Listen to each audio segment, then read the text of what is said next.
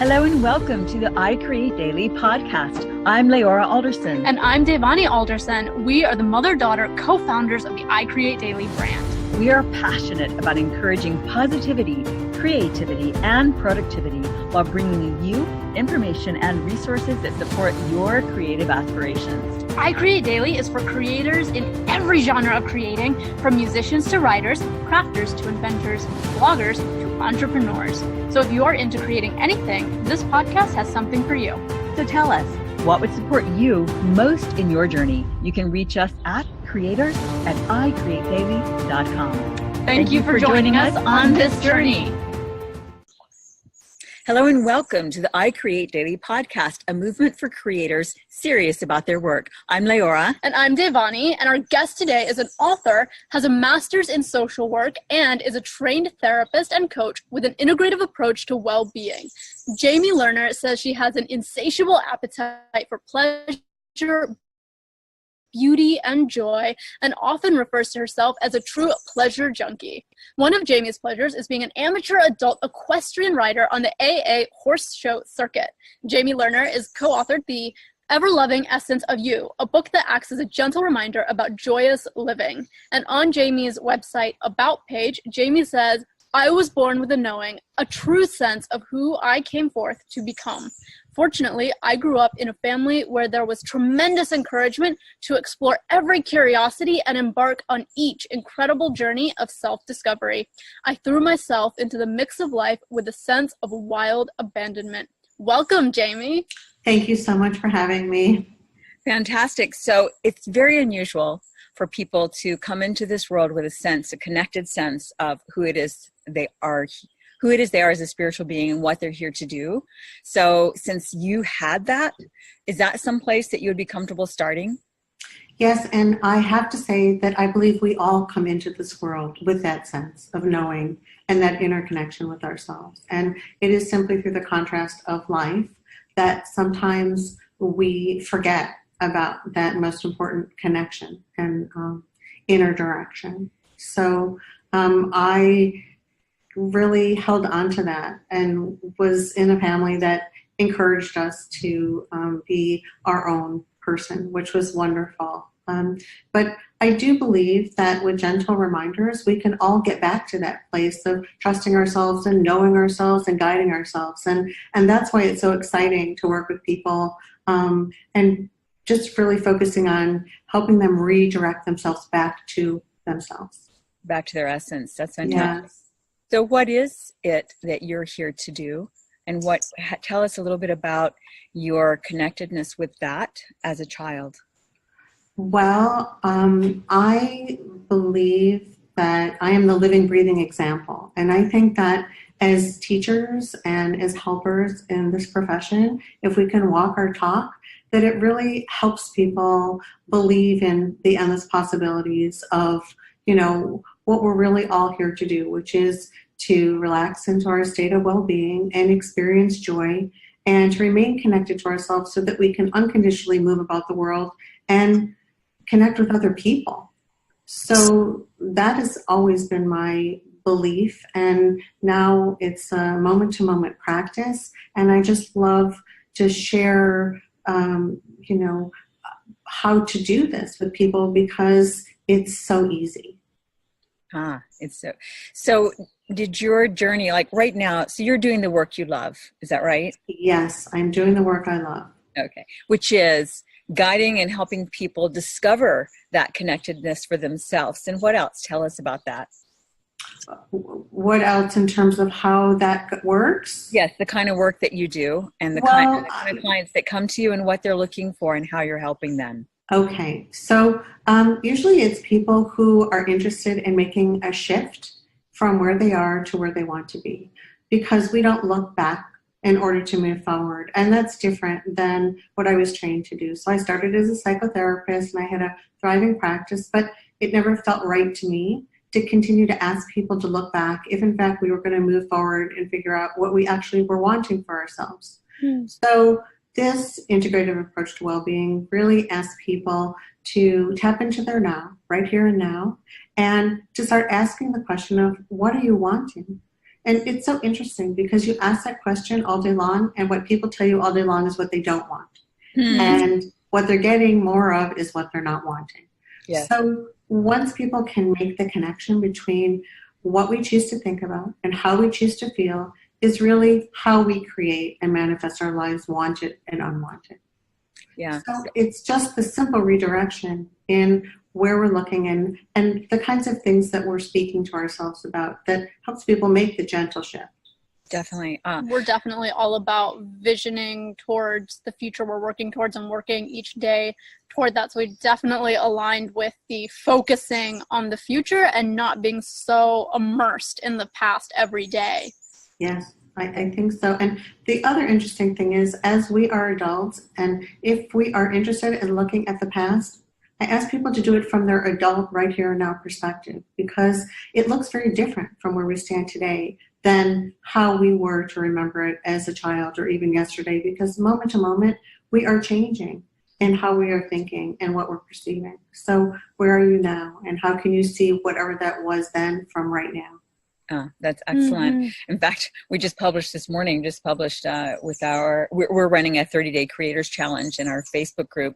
And today's prompt was about essentially, turning our back on the past and facing toward our future and moving in that direction. And we have a lot on our website about those kinds of things. It's, focus on what you want, not on what you don't want. And in fact, I'm a trained strategic intervention coach, and one of the reasons I'm not actually an active coach is a number of things. We're doing a lot of things, and it wasn't my number one focus, but there were so many clients that were so attached to their story.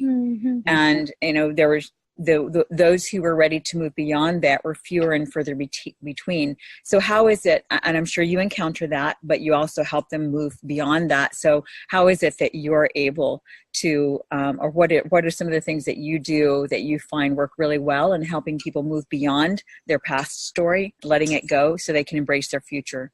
Well, for those who are not ready to do that, I still ask them to take personal responsibility for hanging on to their story. So at least know you've chosen it and you're not a victim to it, because I believe that that's so powerful and self-empowering.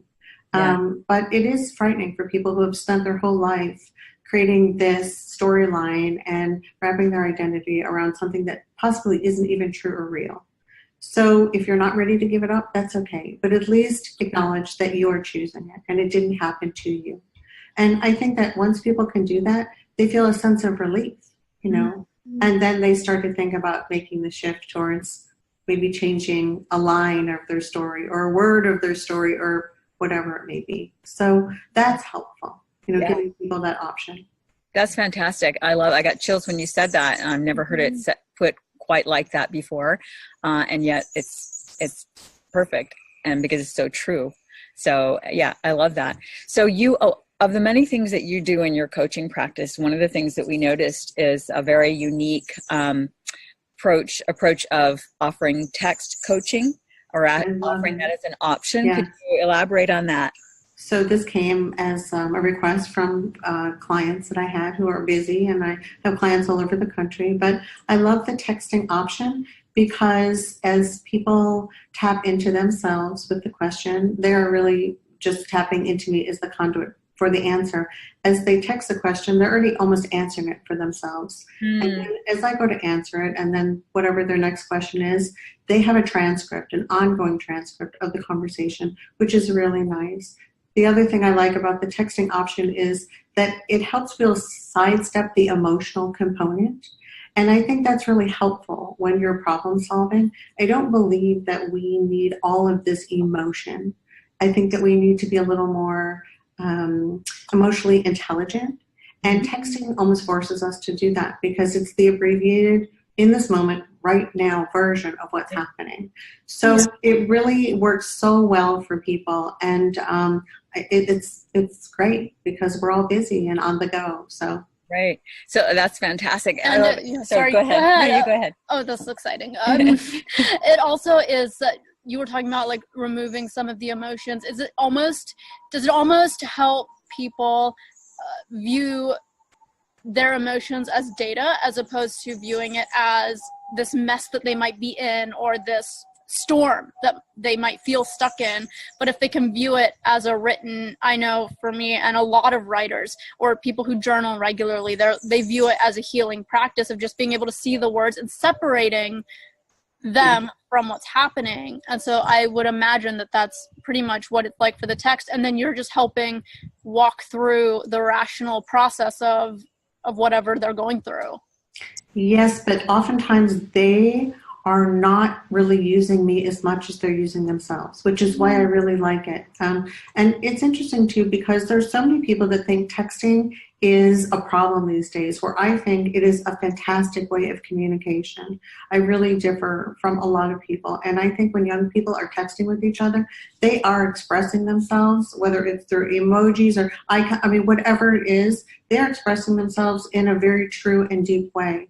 But I think it's very helpful that it is in some ways an abbreviation of whatever all this, I don't know, when we speak to people, there tends to be a lot of emotion, and we don't even know what we're saying the next minute. We haven't heard it, we don't remember it, we understand it differently. So texting is a great way to go back and review it and to understand it differently from moment to moment. Every time you read it, you bring a new self to the understanding. So it's nice.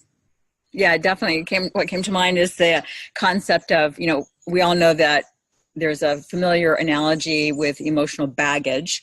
And so what came to mind was the concept of just doing carry-on luggage. Yeah, that's perfect. That's absolutely perfect. That's right. You put it in the slot and then we move on. Yeah, and I don't think that's compartmentalizing. I really don't, which I think is a whole different process in itself. But and there is something good to be said for compartmentalizing, because it allows you to step away from the moment and really move to the next moment. And I think that's important. Definitely. Yeah. Well, are you live out in the country, you said, in Illinois, on 17 acres, beautiful, I guess, ranch with horses. Do you guys also garden? No, we don't garden. And it is very beautiful here, but I do spend quite a bit of time in the city. So it's nice to have the back and forth. Yeah, it's Definitely. Nice to be in the city. Well, but you do have horses, and so it came to mind the garden metaphor we've used before, and that is, you need the manure for the garden to grow. Yes, of course. You don't go out to the garden and stand around the manure and point at it. Rather, right. Growth, and then you move on. But we call it contrast. So anything that is, and other than what you're wanting, I think contrast is such a neutral word because it doesn't say good or bad. It just is something different. Mm-hmm. And then from the contrast, then you have this great desire because you're so clear when you know what you don't want, you know what you do want. Yeah. So I am really celebrating contrast every moment because it really helps me understand now I want something different. Yes. No, that's excellent. That's a really helpful question toward helping people discover what they want by, okay, we know we don't want that you keep talking about, so therefore, what do you want? Yeah. And it ties in really well with creators and creativity, because a lot of artists struggle with, or a lot of artists might be using art as a way to heal from whatever they're going through, and to make art, whether it's in written form or visual form, or dance form, it is unfolding a story using many colors. So the contrast, it's like, if you don't have that contrast, it's hard to support whatever you're making. Exactly. But contrast doesn't always have to be hardship, and it doesn't have to be drama, and it doesn't have to be trauma. And I think that when we can understand that maybe contrast can just be something different, then it helps us kind of create a story that is a little more joyful, Yeah, definitely. So on the app, excuse me a second, on the app that you use, I forgot to ask this earlier, or the texting, is it just straight texting, or are you using an app? It's just through my website. So people purchase blocks of time, and that's how people work with me too. They go to my website and they have to purchase time, and then they have to reach out to me and tell me what they need, because I don't know what you need, but you do. And so that process working with me really starts with telling people that you know what you want. I don't know, no one else knows, but you know. So trust yourself, know yourself, you 15 minutes, whatever it is, and then you book that time with me. And the same thing with texting. They purchase a block of time and they text with me, whatever the questions are that they have, and we text back and forth until whatever, and then they use the time as they wish. Because I really think that people need to start trusting themselves. You always know, even if you don't know how or why, you know. You are your own greatest resource. It's such a synergistic message for us. We're really, really big on that. The common thing I would use with coaching is, what would you tell a friend who is telling you this exact problem, this exact scenario? Because you have the answer, and chances are you would be telling them, the best possible advice for them and for you. And it's amazing. It is just a matter of redirecting. And I love how you started with that, saying that we all know what we're here for. It's just it gets covered up. And so you just keep redirecting people back toward purpose, back toward focus. And I love that. What are a few ways that you recommend people start gaining the confidence to listen to themselves, or identify that they have the answer, or just what are there some tips you have for helping people uncover the layers that they might have to reach those answers?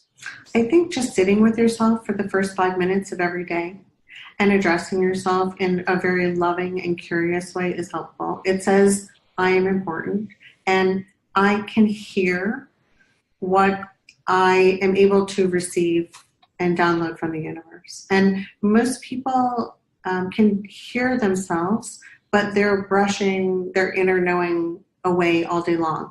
I'm not now, I'm busy. Their intuition is forever tapping them on the shoulder, and they're just, for whatever reason, distracted, choosing to be distracted, to not really tune in. So I encourage people to do that, and then to really start to listen for the internal conversations that you're having with yourself, and then start laughing hysterically. Because for most of us, nobody, you would not talk to anybody the way you speak to yourself a lot of the time. And it's only funny. And most of it's not even true. So, it doesn't matter where that came from, but to begin to understand that, yes, maybe throughout the day, you're not being very gentle and loving with yourself. And I think that's helpful. And then laugh about it and make the choice to become more lovingly curious about whatever it is that you're doing and how you're feeling about it. So they're very small things. None of these things are a big deal. Yeah. And I think that we have to use a lot of levity and laughter and humor about all of this, because it doesn't have to be deep and intense, and it could just be fun. I try to make it really fun for people. Definitely. And I've noticed as I've aged through the years that things become less dramatic. It's like or else you just get tired of engaging in the dramas, and you realize that, this too shall pass. It is another storm. It's not. And we always recover and we learn from it. And so rather than making a big deal out of any of it, really, it's to look at it from that lighthearted, soulful place of, first of all, levity, as well as, when there's tragedy, when there's real tragedy and sadness, then that's a part of the human experience too. And that is embracing that experience, embracing that pain, but then letting it go when it's served its purpose. Yes. And I think that's a personal choice that people can make for themselves.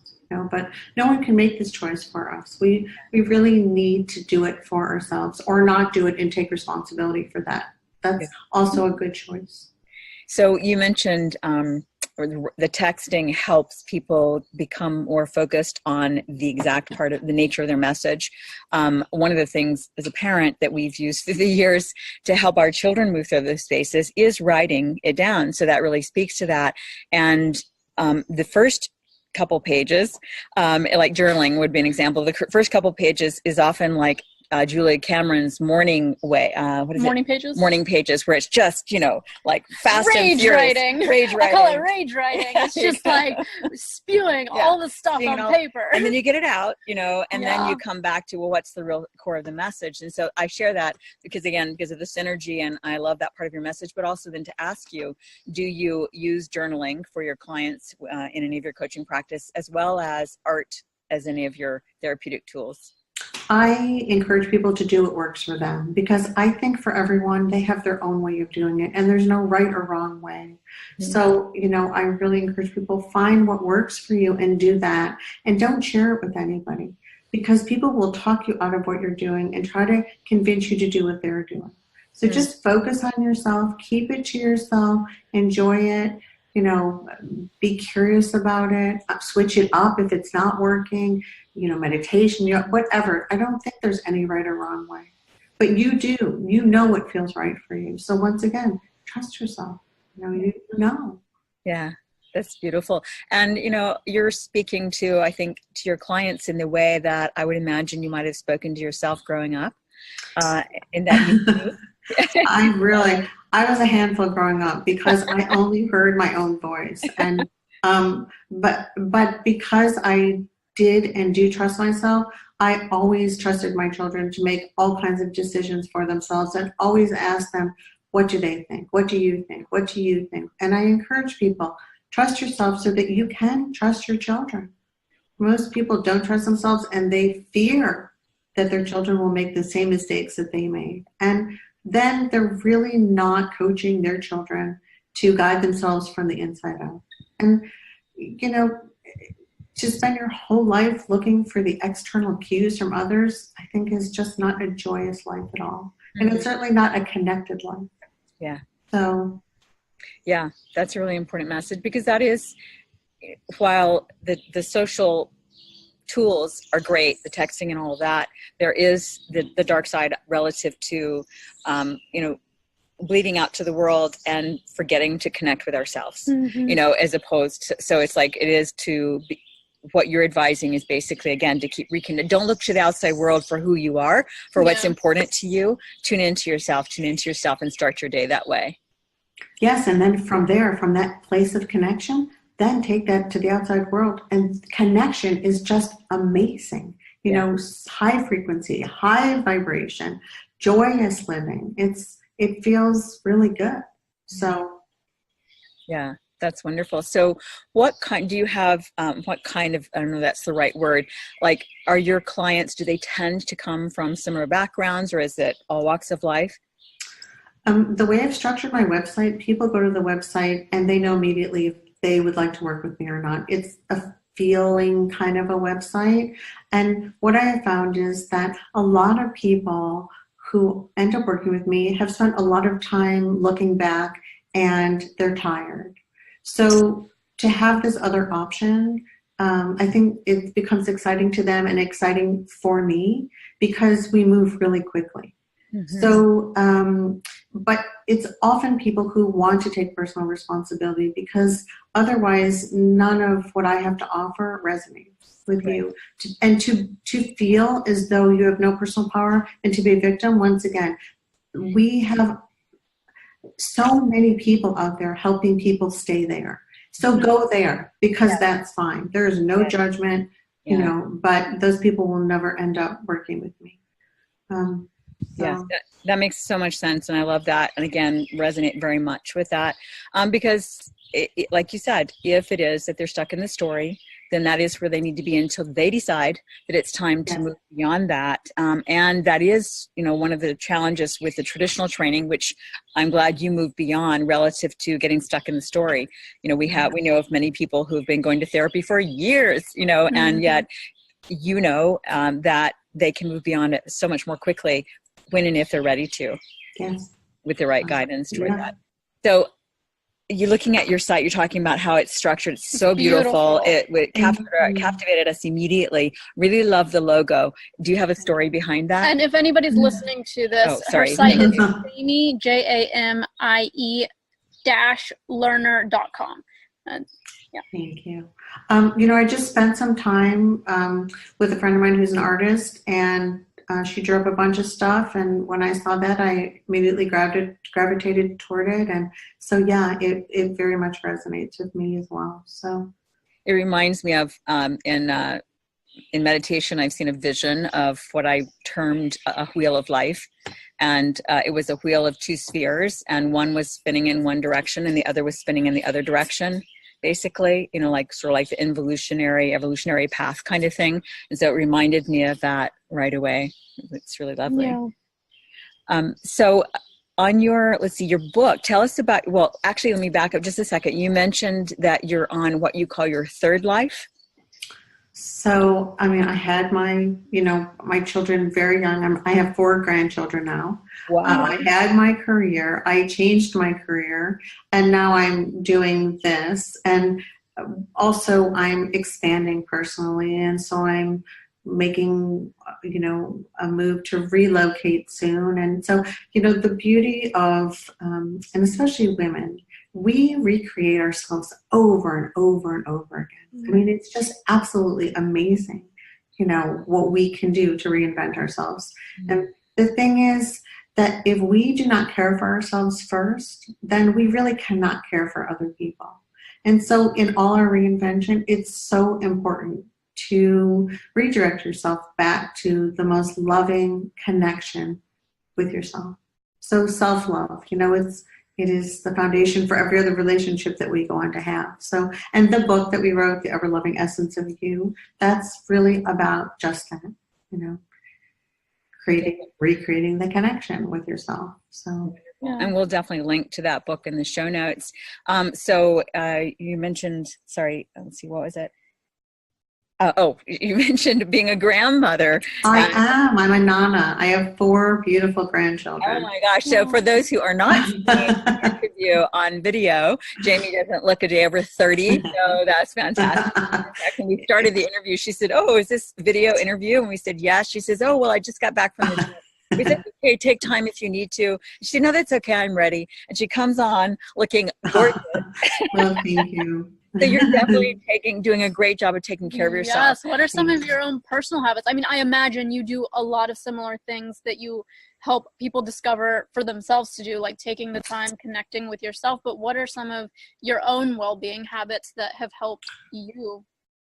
I manage my thoughts moment by moment every single day. So I am always connected to myself. And I'm always happy, and I feel joyful, and I really am so passionate about so many things.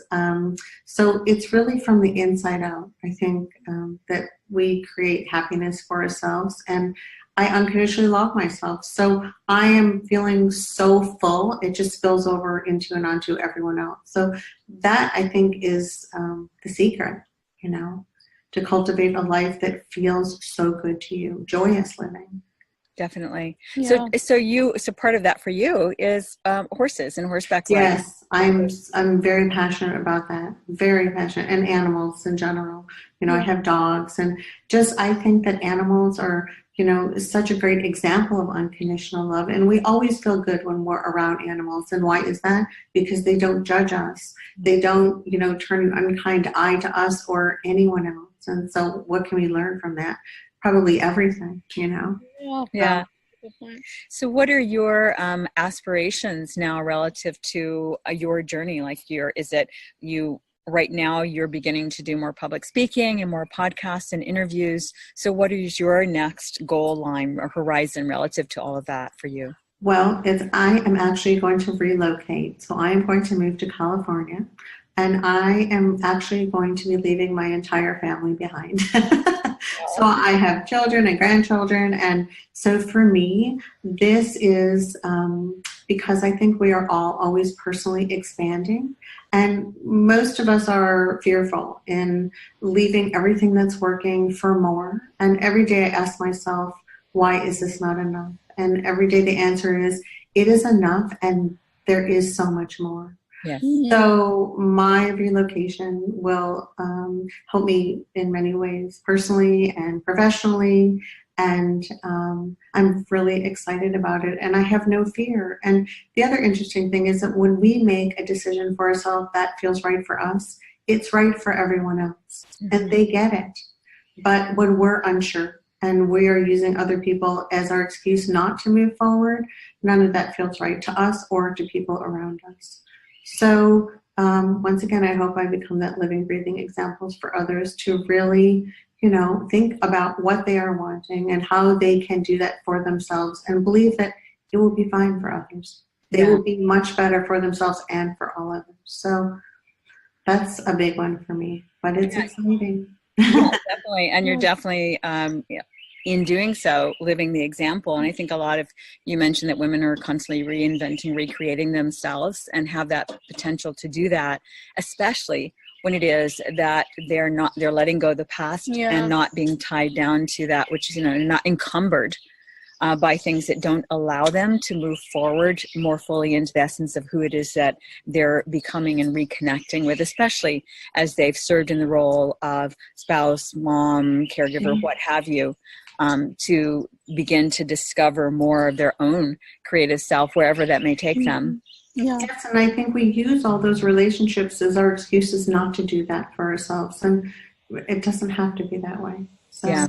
That's a good point. So are you taking your horses? Or I was just going to ask, I was wondering. Well, yes, I am. Yes, I am. Of course. My animals, of course. Yes. Fantastic. So you're relocating to another nice, ranch-like property. Yes. I personally just need to be in nature. For me, that is well-being. Yeah. So although I've spent a lot of time in the city, I really need to come home at night, and I feel the most grounded when I am amongst, trees and nature. Yeah, so, definitely. As you can see, we're out in nature. Oh yeah, and I hear the birds. It's beautiful. Very much. Yeah. So I can so relate. So do you already have moving date and property and all that? It keeps changing, and I'm so clear about where I'm going, and I'm very flexible about when I'm going to get there, because I'm really trying to accommodate all of the people in my life here and make this as gentle and loving of a move as possible. So all the moving parts. Yeah. I love that. Let's see, we're going to definitely quote that. I'm very clear about where I'm going, and I'm flexible about when I'll get there. I love that. Yes. That ties in so well with how we help people approach their goals, because a lot of people are like, always put a deadline to your goal, and that works for some people, and then other people are like, well, just make sure you're clear. But a lot of times the clarity helps you move forward in a direction, and I'm sure you've noticed that for you as well. But just having a clear direction allows so much weight to be lifted. I know every time we make a firm decision, we're just like, oh, right, that's what to do. And then when all these other details just kind of aren't as essential anymore, it's almost like those details sometimes get in the way maybe of the clarity that you're really looking for. Yeah. Yes, because I think when we become so firm in our deadline, we create resistance, and when there's resistance, nothing flows. So you guys have figured it out brilliantly. Yeah. Yeah, fantastic. Well, tell us a little bit about your book. You co-authored it, and are you planning to write more? What is your creative journey look like once I know that right now you've got a lot going on with the move, but I know you're also clear about the direction you want to go in. So any of that you'd like to share, we'd love to hear. I don't have any real specifics. I've been working on a second book for a long time, so I hope I get back to that. But once again, no pressure. And I would like to say I think that there's a book in all of us, and that it's easy to write a book. Sit down and just let it flow through you, and self-publish it if you need to. But, I think everyone has a wonderful story to share, and that everyone should try to do that if that's something that they feel inspired to do. Definitely. Do you have so we like to ask our guests this to help make it real for people, because everybody has struggles. So is there any area that you currently struggle with in your business endeavors? I have challenges, but I don't struggle.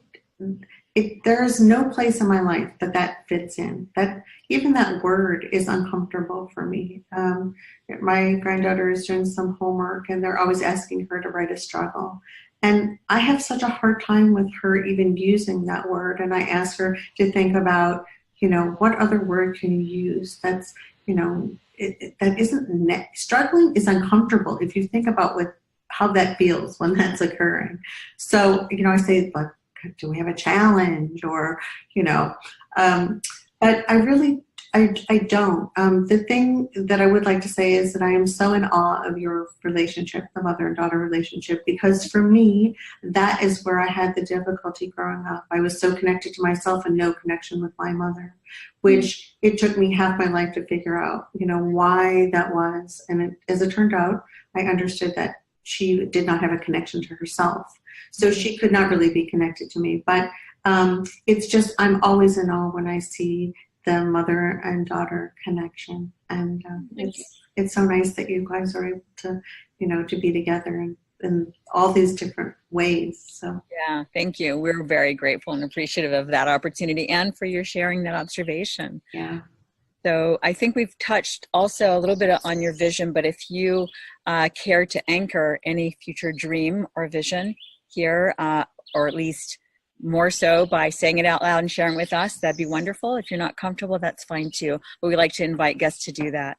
Thank you. I'm good. I'm good. Okay. Where you're going? You okay. Well, one thing I did want to know about that. What is it like? As you're doing the speaking and the coaching, but beginning to get more out there and beginning to create and recreate your third chapter, essentially, of so far, third life so far. What mission? Like, are you on a mission? Do you have a visual, like a thought rather of, like, this is the work I want to do. I want to help more people heal themselves. I want to help more people connect with themselves. Do you have a word or phrase for it?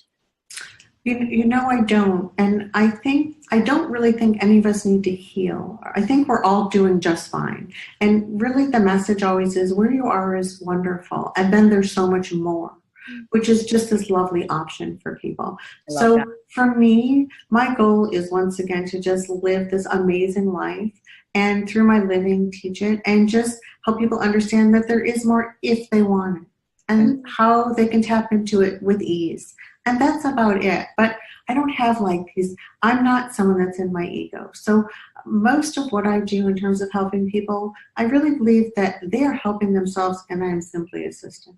Nice. I love that you have that self-knowledge message so prominently on your website, and you seem so steeped in gratitude. I mean, I'm so surprised we've gone through this episode and haven't mentioned gratitude because you seem so grounded in it. It's appreciation is just the highest form of connection for me. Yeah. So, and I am forever appreciative of every moment that is unfolding. So it's easy. Wow. Yeah. Well, that's a wonderful note to bring this to a close and let you move on with your day. We so enjoyed this time, the beautiful messages, and the awareness that you're sharing as light into the world, the healing that you're reflecting back to all of us that we already contain within us. If there are any other closing comments you'd like to have, you are your own greatest resource. Trust yourself. That's it. Love it. A lot of good quotes. No, go ahead. Thank you so much for inviting me. I really appreciate the opportunity. You're most welcome. Thank you. We'll be in touch soon. And best of luck on your move whenever that happens. Yeah. Thank you. Thank you. Okay. Right. Bye-bye. Bye-bye. Thanks so much for joining us for the I Create Daily podcast. Please let us know what creatives you would like us to interview and what topics you would be interested in hearing more about. And if you enjoyed this show, please leave a review on iTunes. We value your feedback. We read all the reviews, and it just helps us get the word out on the I Create Daily podcast. Thank you so much. Thanks so much.